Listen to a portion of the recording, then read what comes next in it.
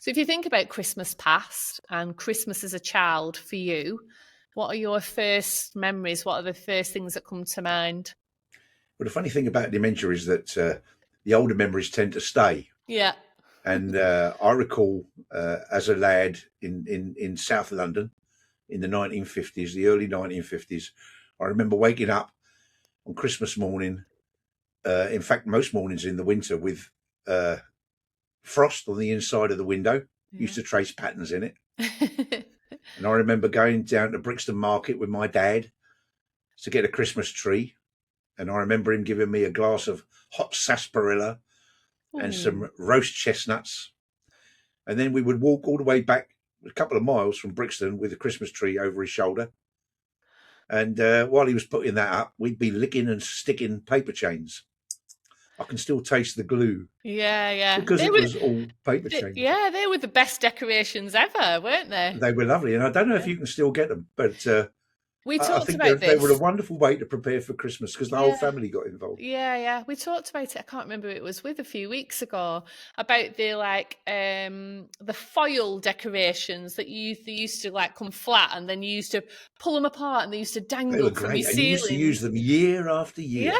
Yeah. So it was fantastic. And I remember the school nativity play, which was the big lead up to Christmas, and we used to get dressed up and daft things used to happen, and singing Christmas carols and knowing all the alternative daft words that used to get me a clip round the ear. I'm not going to ask for a rendition of that. Shepherds washing their socks by night, etc. You've heard it all before. Yeah. But it was a joyous time, an innocent time. Yeah. Do you have a favourite Christmas carol?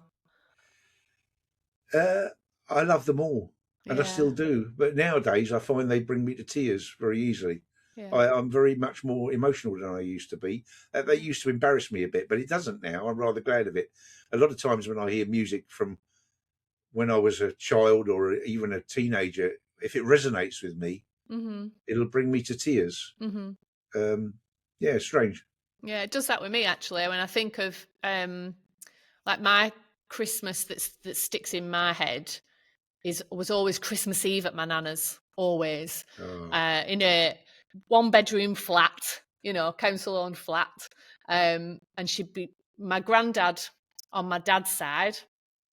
He'd take me shopping on Christmas Eve for my Christmas presents, pop me in a taxi up to my nana's, who was my mum's mum, with a bouquet of flowers, because he said she was the only proper lady he ever knew, And when I pulled up in the taxi, she'd always be singing out the top of her voice. She'd be washing up because she'd been preparing the buffet for all the family when all the family turned up, singing Christmas carols at the top of her voice, usually White Christmas. I think it's, who is it?